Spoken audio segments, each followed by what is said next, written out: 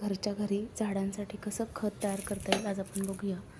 एका कुंडीमध्ये मी असा कचरा साठवते. त्याच्यामध्ये कांद्याची टरफलं, गाजराची सालं, वांग्याची देठं, बटाट्याची साल, आपली देवपूजा केलेली फुलं असतात ती, नारळाच्या शेंड्या, असं बरंच काही काही साठवलेलं असतं. मिरच्या वगैरे, मिरच्याची देठं आता ऑलरेडी मिक्स केलेलं आहे. तर हे असं साठवून ठेवायचं. मधून पाणी शिंपडायचं त्याच्यामध्ये. आणि हे कोरडं पण ठेवावं लागतं आपल्याला थोडंसं. एकदम मॉइस्ट करून चालत नाही, नाही तर मग त्याच्यातून दुर्गंध येण्याची शक्यता असते. तर मी हे घरच्या घरी बनवण्याचा प्रयत्न करते आणि ह्याचा खूप छान रिझल्ट पण येतो. हे झाडांना एकदम पोषक आहे खत तयार झालेलं घरच्या घरी. तर ह्याच्यामध्ये मी नारळाच्या ह्या शेंड्या पण टाकलेल्या आहेत बघा.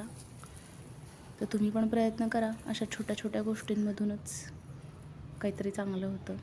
थँक्यू.